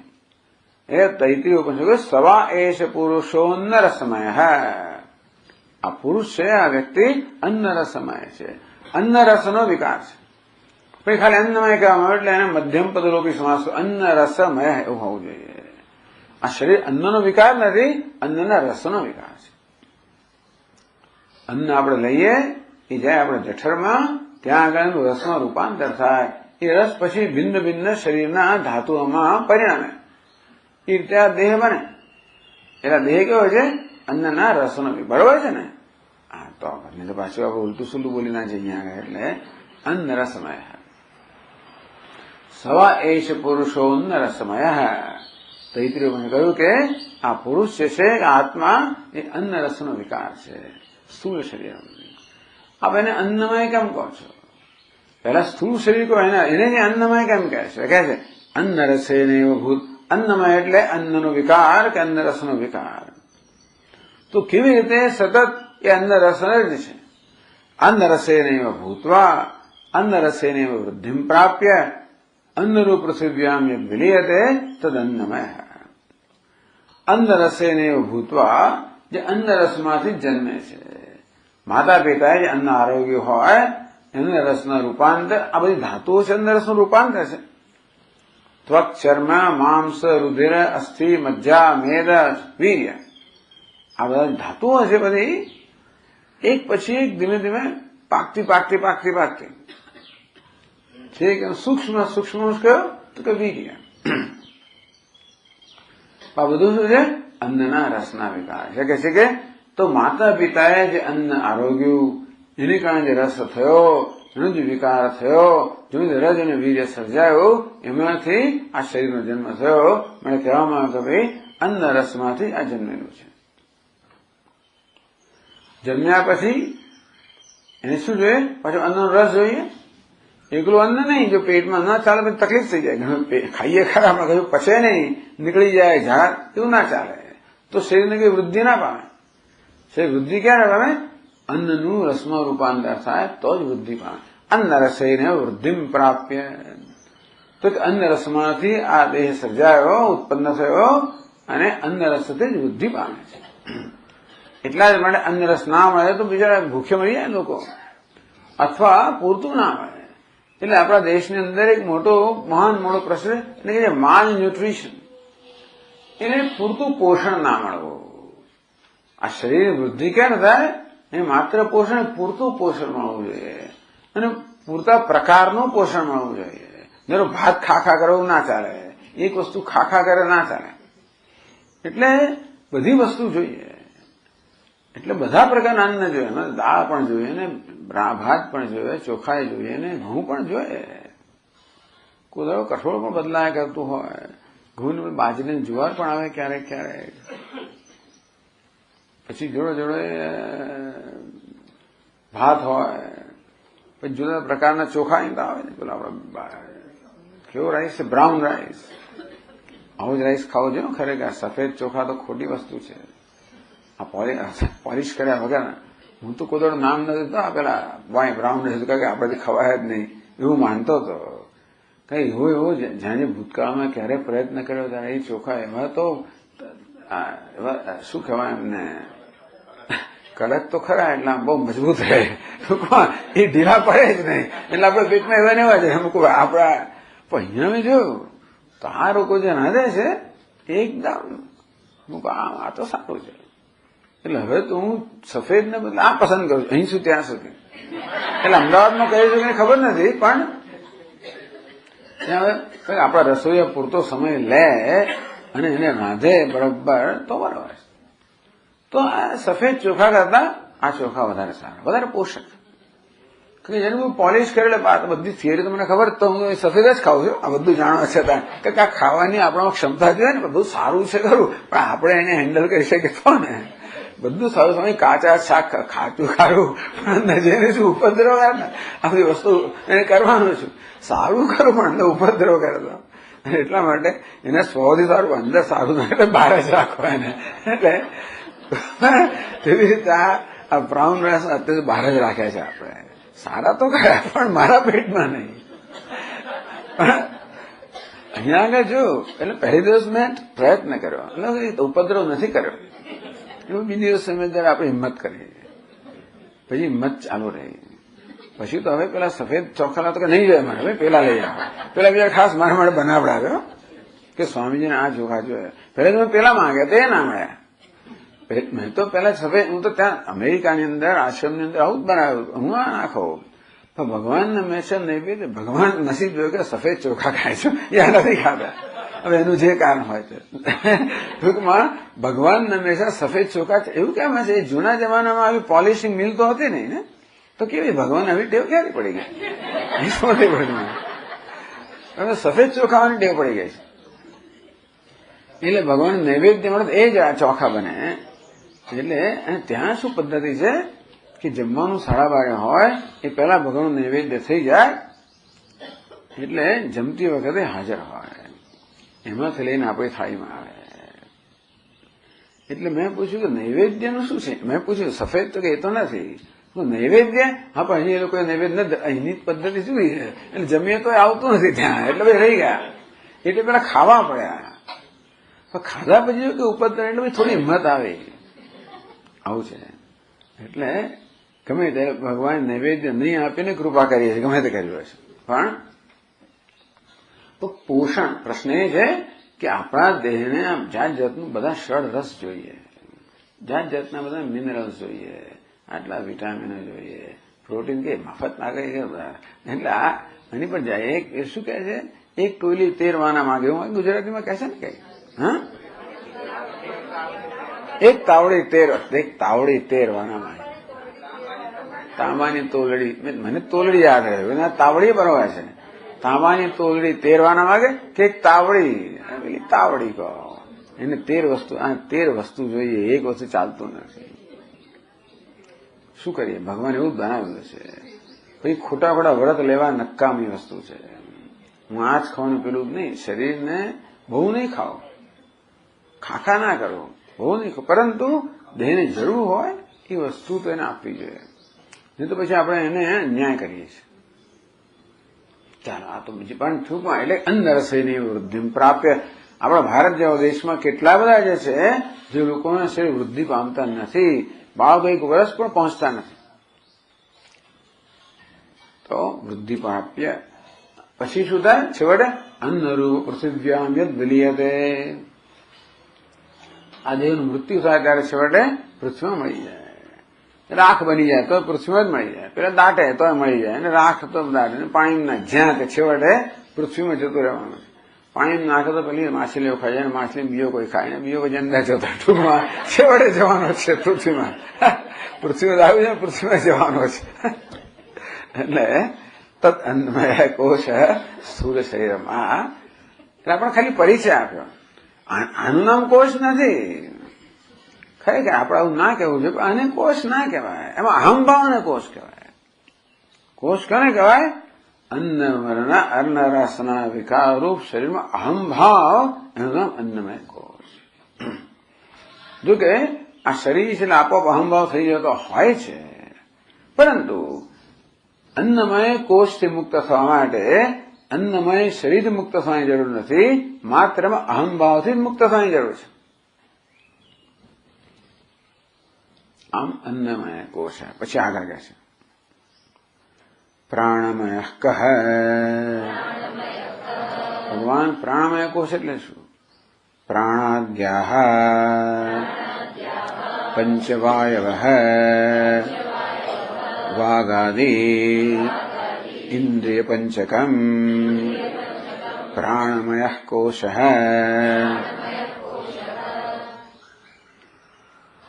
પ્રાણાદ્યાઃ પંચવાયવ. પ્રાણ વગેરે 5 વાયુઓ. કયા 5 વાયુઓ છે? પ્રાણ, અપાન, વ્યાન, ઉદાન અને સમાન. પંચવાયુ. પ્રાણ, અપાન, વ્યાન, ઉદાન, સમાન. તો પ્રાણ કોને કહેવાય? જે શ્વાસ બહાર ફેંકવામાં આવે છે એને પ્રાણ કહેવામાં આવે છે. જે શ્વાસ અંદર લેવામાં આવે છે એને અપાન કહેવામાં આવે છે. જે સમગ્ર શરીરમાં વ્યાપેલો હોય છે. કેમ વ્યાપેલો છે? આપણા આખા દેહમાં એક પ્રાણ વ્યાપેલો છે ને વ્યાન કહેવાય. વ્યાપેલો હોવાને કારણે વિશ્વગમનવાન વાયુ વ્યાન હે. બધી દિશામાં જનારો વાયુ. શેના માટે? કારણ કે શરીરને શક્તિ જોઈએ. આ પ્રાણ છે દેહને શક્તિ પ્રદાન કરનાર છે. તો સમગ્ર દેહમાં શક્તિ જોઈએ. ખાસ કરીને આપણે બધા સાંધાઓમાં શક્તિ જોઈએ, તો જ આપણે શક્તિની જરૂર કોઈ કામ કરી શકીએ.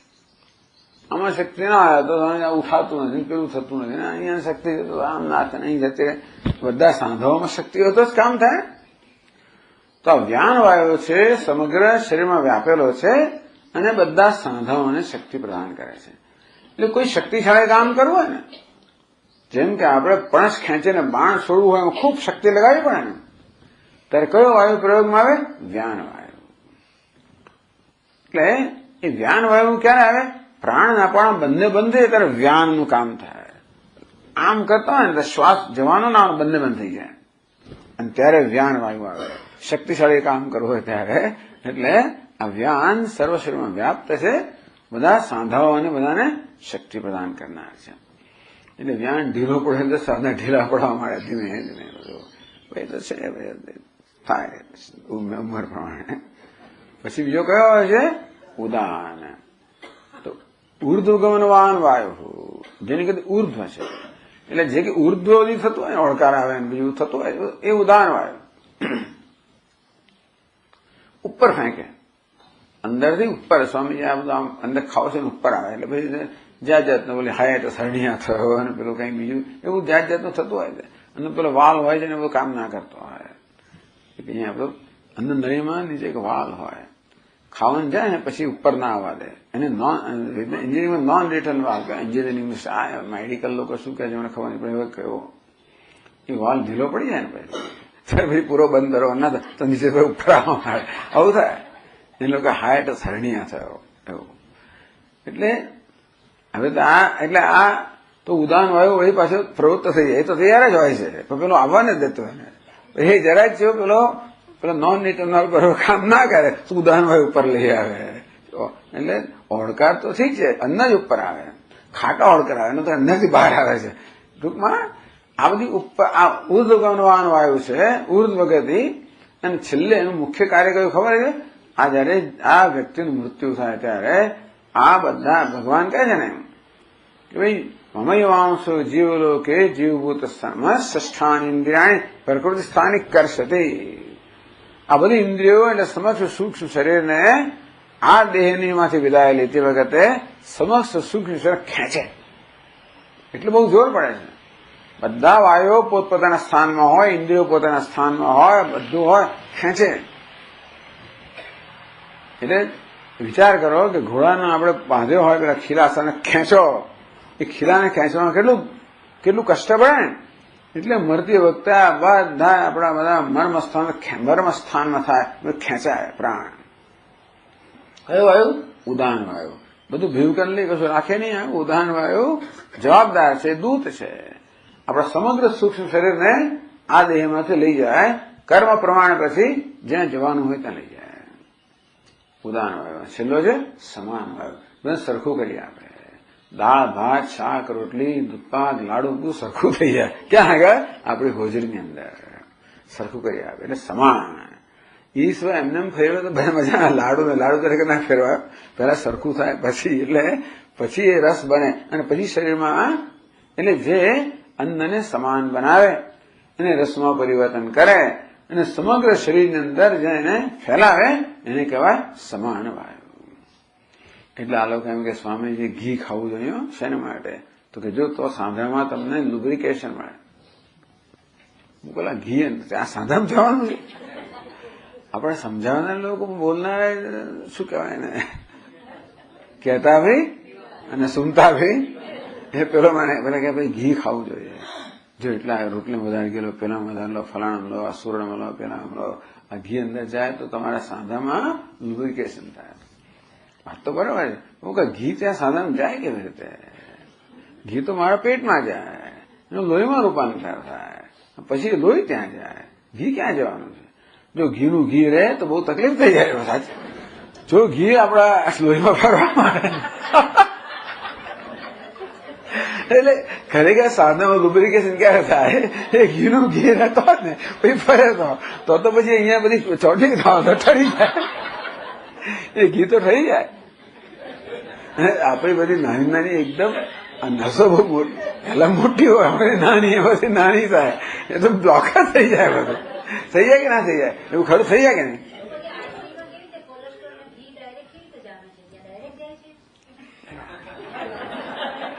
આ ઘી ના જામે.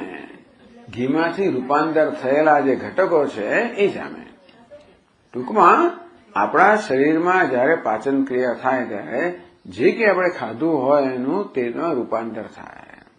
એટલે દરેક વખતે રસનું જે બંધારણ જુદું જુદું હોય, શું ખાધું એના પરથી. અને એથી આવા બધા પદાર્થો ખાવામાં, ગરિષ્ઠ પદાર્થો ખાવામાં આવ્યા હોય તો એ પ્રકારનું તત્વ ઉત્પન્ન થાય જે લોહી સાથે ફરે. અને પછી આગળ ક્ષાર, પાણીમાં ક્ષાર હોય એવું લોહીમાં ક્ષાર ઉત્પન્ન થાય. જેમ પાણી પેલે આપણી પાઇપો બધાને થોડાક નાવા કશું નીકળે નહીં. જેમ દિવસ છે ને આપણા તત્વોથી અંદર એમ પાણી ઓછું થતું જાય. એટલે પેલો ક્ષાર બાંધતો જ જાય. એક દડો આવે જ નિર્માણ થાય. ક્ષાર એટલે કેટલો ક્ષાર હદ વગરનો. પણ તેવી રીતે એવું જેવી રીતે જમીનના ક્ષાર હતો પાણીમાં આવે તેવી રીતે આ ખોરાકમાં ક્ષાર હતો લોહીમાં આવે. એ ફરે તો પછી જામી જાય. ઘી નથી જામતું ત્યાં આગળ. ઘી જામે છે એવું નથી. જે કોઈ જગ્યાએ આ પ્રકારનો ક્ષાર હોય, ઘીનો જ નહીં, જે કશી વસ્તુ આ બધા મગફળી ને બદામ ને પિસ્તા બધું બધી વસ્તુઓ તો એ બધો ક્ષાર ત્યાં જામે. એ જુદી વાત છે. તો આપણે એનું શું કરવું નક્કી કરવાનું. પણ ઘીના રૂપમાં ત્યાં ના જાય.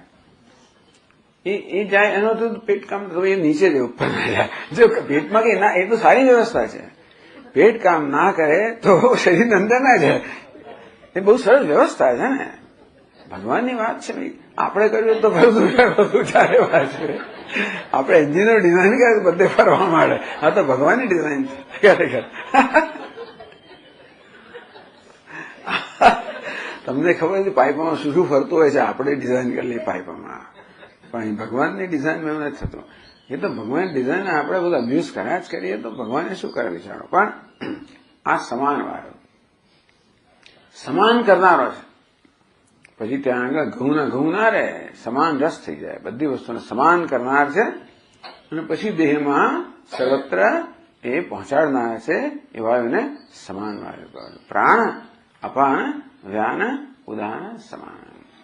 મોટા સ્વામીજી જુદી, અહીંયા તો પેલા 5 ઓફિસરો નિમેલા છે. એજન્ટ શું કહે છે, રોકેટિંગ એજન્ટ, ઉદાન વાળો રોકેટિંગ એજન્ટ, એથી બધું વેચતું ને રોકેટિંગ એજન્ટ. અપાનવાનું સ્થાન ક્યાં છે? ગુદામાં છે. એટલે એ મળમૂત્ર વગેરે એટલે સેનિટરી એજન્ટ આપે, સેનિટરી એજન્ટ. ખરું એમ મગજ ચાલતું હશે આપણું. આ બધા લોકો બેઠા વખતે કરવાનું ને એટલે મગજ આવું ચાલે ખરાબ.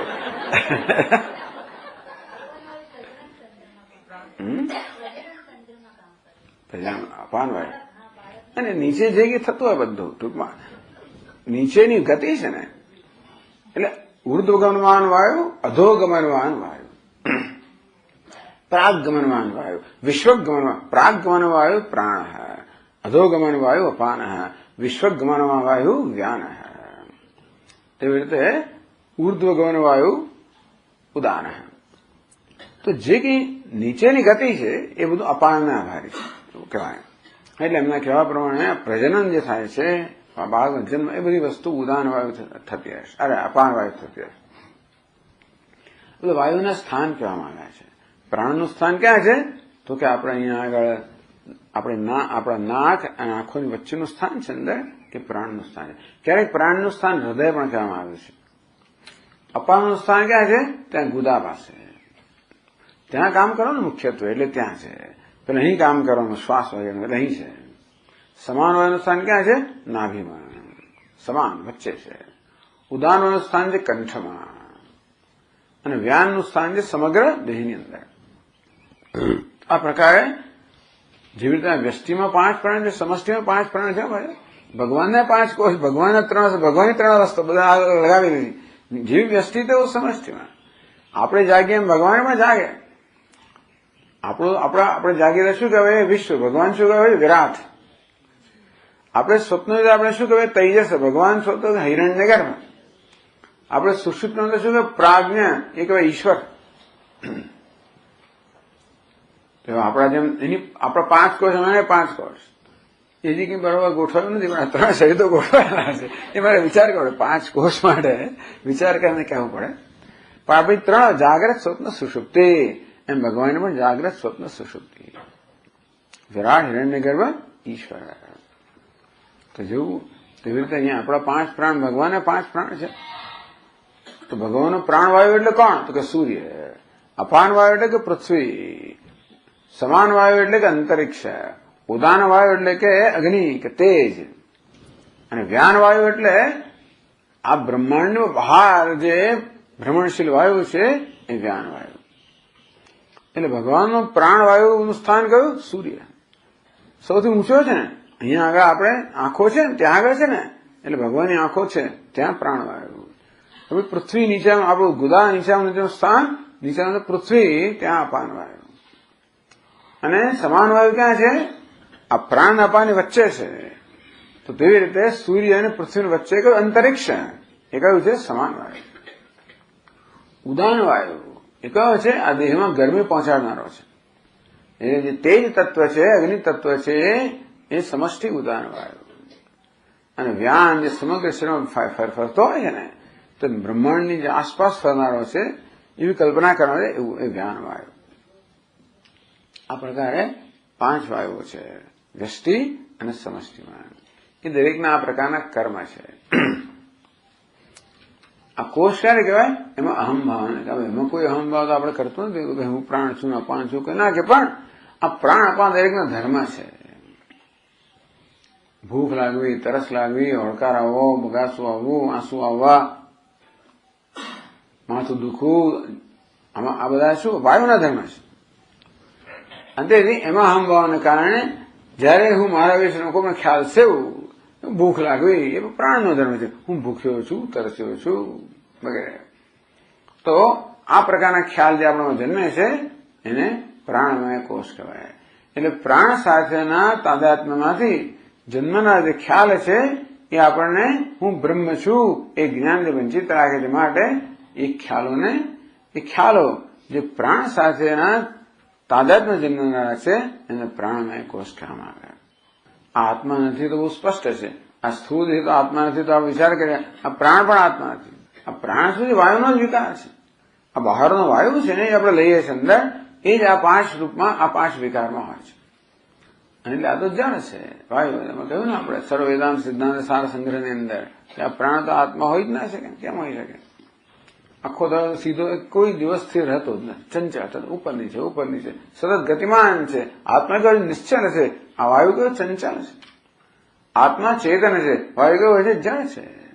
જળ કોને કહેવાય? જેને પોતાનું ભાન ના હોય અને કશાનું ભાન ના હોય. વાયુ ભલે ને ફર્યા કરતો હોય, આમ લાગે કે જાગ્રત છે, બધા ઊંઘી જતો હોય, વાયુ જાગે છે. સુષુપ્તિમાં જ્ઞાનેન્દ્રિયો બધા ઊંઘી, વાયુ ઊંઘી નથી ગયો. આખું સૂક્ષ્મ એટલે હું સ્પર્શ જાગતો જ રહ્યો જે હોય તે. પણ એટલે છતાં એ કેવો છે? અચેતન છે. એને પોતાનું જ્ઞાન નથી અને બીજા કશાનું જ્ઞાન નથી. આપણે ઘર સદર મૂકતા હોઈએ, ચંદન ચોર આવે ને હાથી આવે ને જાય, બધું ઢોલ નગારા વાગે આવીને જતું રહે તો ખબર જ ના પડે. કેમ? આ પ્રાણ જાગે છે એટલે ખબર પડવી છે ને આપણને. તો પ્રાણ જો આત્મા હોત તો એને ખબર પડવી છે ને કે શું ચાલી રહ્યું ચાલો, તો આપણે કઈ તકલીફ ના આવે. તો પછી આપણો ચોકીદાર જાગે છે એવું કહી શકાય. આ ઊંઘે ને પેલો બધે ચોકીદાર કે ઊંઘે જ બાપુ. એટલે આ પ્રાણ પણ અચેતન, પેલા ચોકીદાર અચેતન જ થઈ જતા હોય છે. મોટે ભાગે તો આખી રાત જાગવા માટે એમને ઘણી વસ્તુ લેવી પડતી હોય, એમને અચેતન બનાવે છે પાછા. એટલે આ પ્રાણ કેવો છે? જળ છે, અચેતન છે, એને કશું ભાન નથી. આત્મા ચેતન છે, મારા પ્રાણ આત્મા ના હોઈ શકે. પછી આવે છે મનોમય કોષ. એ કહે છે મનોમય કોષ કહ. તો મનોમય કોષ એટલે શું? તો એ ઉત્તર આપે છે મનશ્ચ જ્ઞાનેન્દ્રિય પંચકમ મિલિત્વા ભવતિ સહ મનોમય કોષ.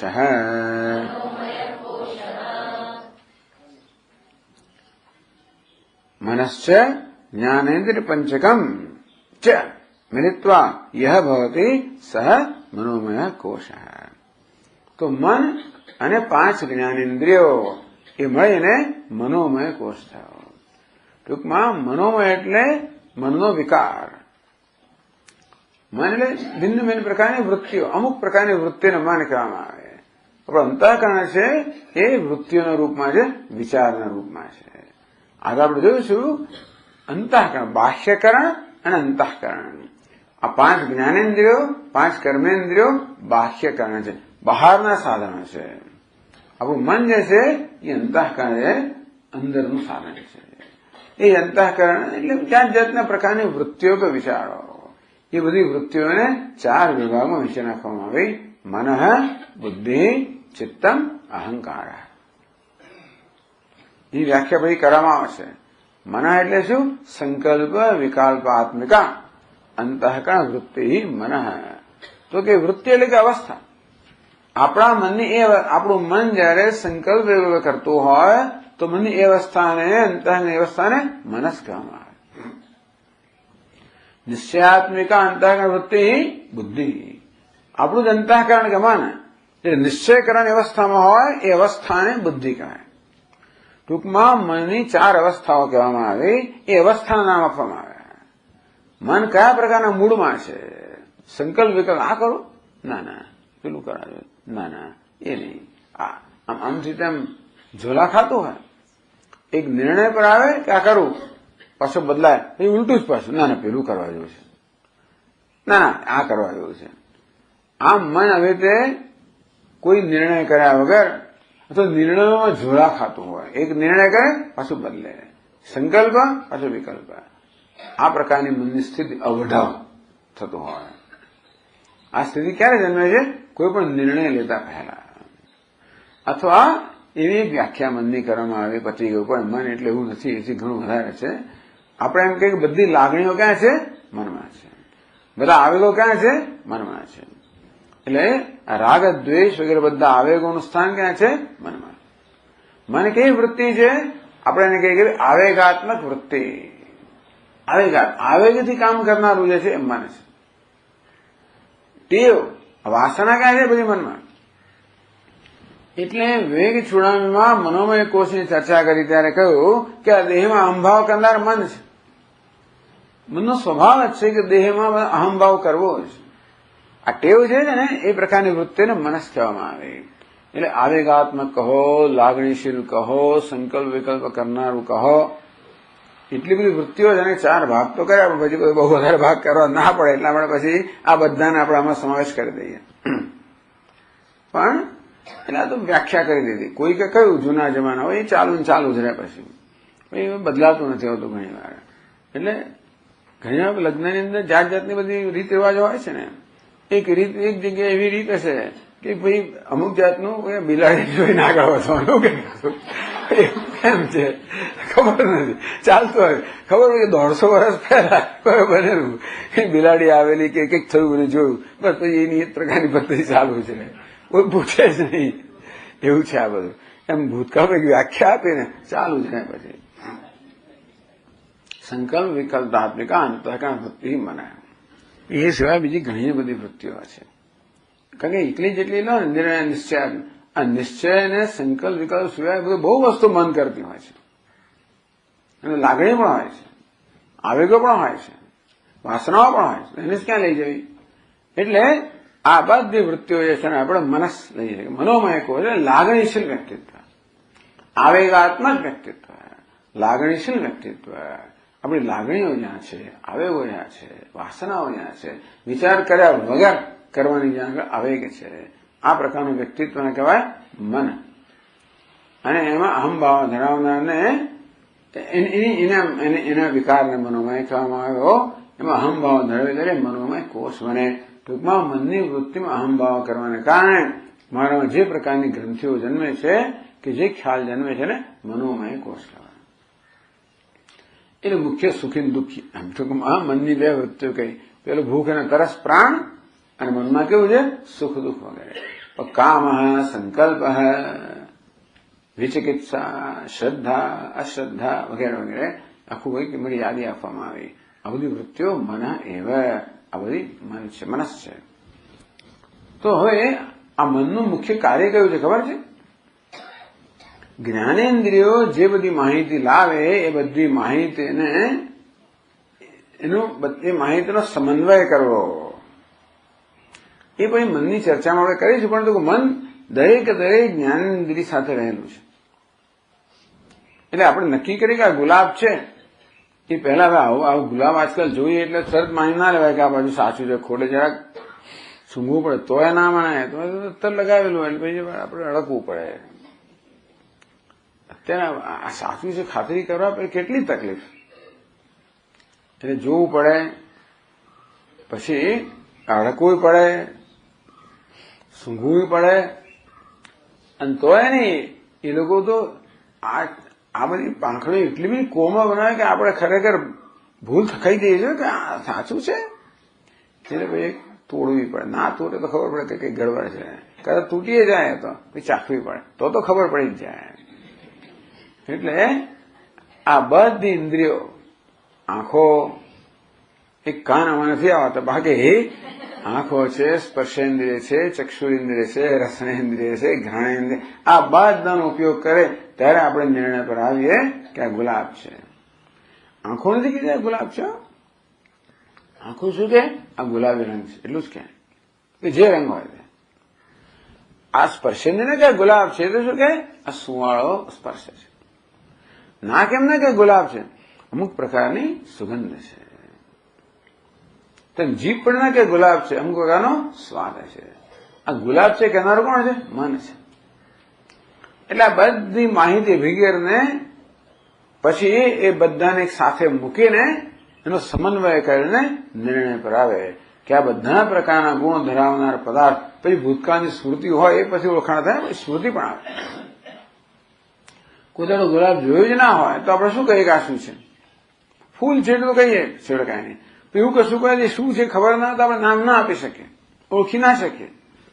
પરંતુ આપણી સ્મૃતિમાં પણ હોય અને પ્રત્યક્ષ આ બેને ભેગા કરવાથી આ ગુલાબ છે, આ દેશી ગુલાબ છે, અને આ પલાયતી ગુલાબ છે, અને આ ફલાણું પ્રકારનું છે, જેવી આપણી માહિતી. આ બધું કામ કોણ કરે? એટલે મન બધી જ જ્ઞાનેન્દ્રિયો પાસે રહેલું છે. જ્ઞાનેન્દ્રિયો મન વગર કામ ન કરે. એટલે કે દુનિયાના વિશ્વની માહિતી મેળવનાર મન છે. જ્ઞાનેન્દ્રિયો દ્વારા દુનિયાના વિશ્વની માહિતી મેળવનાર મન છે. અને જો કોઈ પણ જ્ઞાનેન્દ્રિય પાછળ મન હોય તો જ એ જ્ઞાનેન્દ્રિય પોતાનું કાર્ય કરવા ક્ષમતા ધરાવે છે. ટૂંકમાં તો જ આ ચક્ષુરેન્દ્રિય આપણે રૂપ રંગનું જ્ઞાન આપી શકે. જો મન અહીં પાછળ હોય તો, ધ્યાન પાછળ હોય તો. બેધ્યાન હોઈએ તો જોઈએ તો પણ નથી જોતા, બેધ્યાન હોઈએ સાંભળીએ તો પણ નહીં સાંભળતા. શબ્દ કાન પર પડે ખરો, પણ અહીં પાછળ મન ના હોય તો એની નોંધ ના લેવાય. પેલો પ્રકાશમાં આંખો પડતો હશે ખરો, મન ના હોય તો નોંધ ના લેવાય. એટલે વૃત્તિ જ્ઞાન ક્યારે જન્મે? કશી વસ્તુને જાણી છે ક્યારે કહેવાય? એ પ્રકારની વૃત્તિ જન્મે ત્યારે. આમ પુષ્પ હોય તો પુષ્પના આકારની વૃત્તિ જન્મે ત્યારે આપણે જ્ઞાન થયું થાય.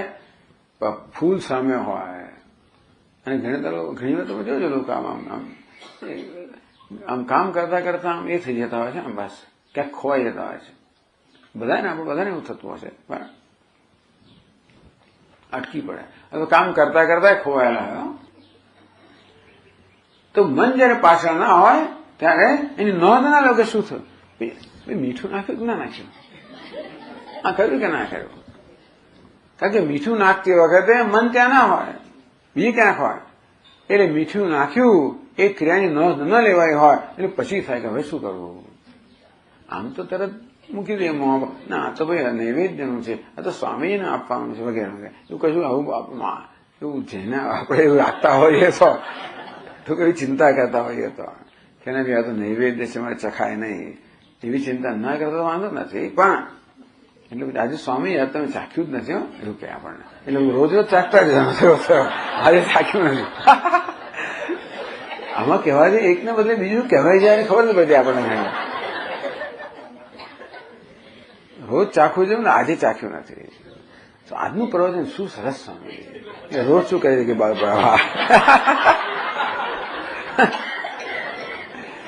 એવું થઈ જતો હોય. પણ આપણું એટલે મન એટલે શા માટે મનોમય કોષમાં 5 જ્ઞાનેન્દ્રિયો સમાવેશ કેમ કર્યો? કારણ કે આ જ્ઞાનેન્દ્રિયો તો જ પોતાનું કાર્ય કરી શકે જો મન એમની સાથે હોય. એટલા માટે મનસ્ય જ્ઞાનેન્દ્રિય પંચકમ ચ મિલિત્વા યો ભવતી સહ મનોમય કોષ. આ બને થાય ને મનોમય. એટલે આપણને જે જાતના આ મનોમય કોષના અંશની અંદર અહમભાવ કરવાને કારણે મનમાં એક વૃત્તિ જન્મે, સુખ વૃત્તિ. હું જાહેર કરું સુખી છું, દુઃખી છું. આ મનની વૃત્તિઓમાં અહમભાવ કરવાને કારણે જે પ્રકારના ગ્રંથિ જન્મે, પોતાના વિશેનો ખ્યાલ જન્મે એને મનોમય કોષ કહેવાય. હવે આને વિવેક જોડે કેટલા બધા શ્લોકો મનોમય કોષના લાંબુ શું કરે છે શું નથી કરતો વગેરે. પણ આટલું પૂરતું છે આપણા માટે. એટલે સમજ પડે કે આત્મજ્ઞાનથી વંચિત રાખનારું શું છે. આ બધા એને ગ્રંથિ પણ કહેવામાં આવે છે. એને ખ્યાલ કહો, અભિપ્રાય કહો, ભ્રમ કહો, ગ્રંથિ. કારણ કે બે વસ્તુને જોડવાથી જતા એનું નામ ગ્રંથિ. પુરુષ અને પ્રકૃતિના જોડાણથી જન્મે ગ્રંથિ. તો આ મન શું, આ અન્નમય પ્રાણ પ્રકૃતિ છે. એમાં અહમભાવ થાય એટલે પુરુષ જાણે જોડાઈ ગયો. પુરુષ પ્રકૃતિ સ્થોહી. આ પુરુષ કહો પરમાત્મા ચૈતન્ય પ્રકૃતિમાં અહમભાવને કારણે પોતાના વિશે અનેક પ્રકારના ખ્યાલ સેવતો હોય, દરેકને ગ્રંથિ કહેવાય. વિદ્યતે હૃદય ગ્રંથિ. આ વિવેક જ્ઞાનથી પેલું બે તોડીને છૂટું પાડી દેવાનું. તોડા નહીં કરવાની, પણ ગાંડા પેલી છે એટલે પેલી પ્લાસ્ટિકની કોથળી એકદમ આ લોકો કશું કરે કોઈ ખોલવાનું નથી, બંધ કરતી વખતે ફરી ખોલવાનું એવો ખ્યાલ હોતો જ નથી. ટાઈટ કર્યું એ પછી ના આવે તો બધું ખુલે જ નહીં. એટલે આ વસ્તુ છે અમે એવી કચડ કરવામાં આવે એ હોય તો કદાચ ખુલે, બાકી કોઈ તો ખુલે પડે નહીં. એટલે બંધ કરતી વખતે ધ્યાન રાખવું છે, ખોલવાનું છે અને આપણે જ ખોલવું પડશે. ખાસ કરીને પ્લાસ્ટિકની બેગ હોય ને આમ બંધ કરી દઈએ પછી ખોલવાનું ત્યાં આવે તોડે પછી. તો ગ્રંથિ એમ તો કે ગ્રંથિ તૂટે તો સારી, છૂટે તો સારી. પણ છૂટી જાય તો બંને સલામત રહે, તૂટે તો બંને ખલાસ થઈ જાય બિચારા. આ દુનિયા તૂટે છે બધા, ગ્રંથિ છૂટે ને તોડફોડ કરી નાખે એવું ને. જયારે ધીરે કરો, કોમળતાથી કરો, ભાઈ છૂટા પડો તો પડો, પણ જયારે ગાંઠ આમ ખોલીને પડો એટલે બંને સાચા સમાતરો તોડી જ નાખે. તું ને હું નહીં, બસ વધી ગયું. બધી ગ્રંથિઓ છે. કોની ગ્રંથિઓ? પુરુષ અને પ્રકૃતિની ગ્રંથિઓ છે. ભિન્નતે વિવેક જ્ઞાનતે ભિન્નતે ઉદય ગ્રંથિ. આ ગ્રંથિઓ છૂટવી જોઈએ, એટલે કે પ્રકૃતિને પ્રકૃતિ રૂપે અને પુરુષને પ્રકૃતિ પુરુષમ છે એવા હવે વિધ્યનાદિ ભાવી વગેરે વગેરે. આમ પુરુષ પ્રકૃતિ વેદ આપણને ત્યાં કહેવામાં આવ્યો. પ્રકૃતિ પુરુષમ છે એવા ત્યાં વિવેકથી કહેવામાં આવ્યું. ઉપદ્રષ્ટાનમંતા છે ભર્તા ભોક્તા મહેશ્વર પરમાત્મી વિચારયુક્ત દેહેસ્મિન પુરુષ ये एवं वेत्ति પુરુષમ પ્રકૃતિમ છે ગુણૈ. આ પ્રકારે પુરુષ અને પ્રકૃતિ બંનેને એમના ગુણો સાથે જાણે તો આ થયો મનોમય કોશ. ચાલો આપણે અહીંયા અત્યારે અટકીએ મનોમય કોશ. ઓમ પૂર્ણમદ પૂર્ણમિદમ પૂર્ણાત પૂર્ણમુદચ્યતે પૂર્ણસ્ય પૂર્ણમાદાય પૂર્ણમેવાવશિષ્યતે. ઓમ શાંતિ શાંતિ શાંતિ. શંકરં શંકરાચાર્યં કેશવં બાદરાયણં सूत्रभाष्यकृतौ वन्दे भगवन्तौ पुनः पुनः. ईश्वरो गुरुरात्मेति मूर्तिभेदविभागिने व्योमवद्व्याप्तदेहाय दक्षिणामूर्तये नमः. ॐ शान्तिः शान्तिः शान्तिः. हरि ओम. श्री गुरुभ्यो नमः. हरि ओम.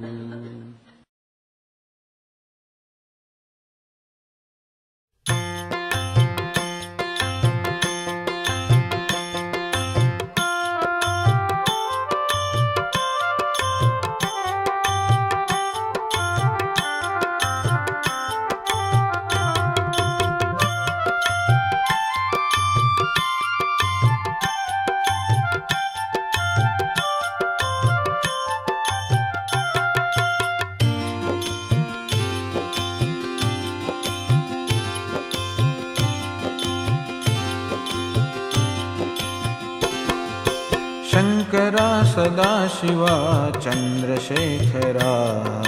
शंकरा सदाशिवा चंद्रशेखरा. शंकरा सदाशिवा चंद्रशेखरा.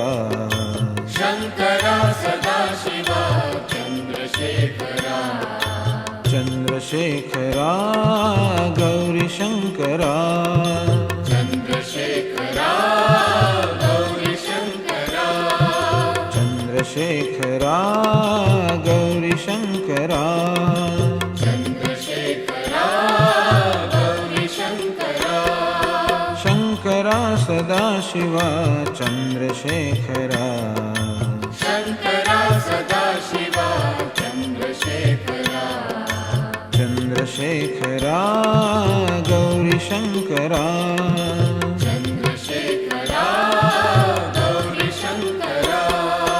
नीलकंठ शूलधारी चंद्रशेखरा. नीलकंठ शूलधारी चंद्रशेखरा. नीलकंठ शूलधारी चंद्रशेखरा. नीलकंठ शूलधारी चंद्रशेखरा. भाल नेत्र त्रिपुरारी गौरी शंकरा. भाल नेत्र त्रिपुरारी गौरी शंकरा. भाल नेत्र त्रिपुरारी गौरी शंकरा. भाल नेत्र त्रिपुरारी गौरी शंकरा. शंकरा सदाशिवा चंद्रशेखरा. शंकरा सदाशिवा चंद्रशेखरा. चंद्रशेखरा गौरी शंकरा.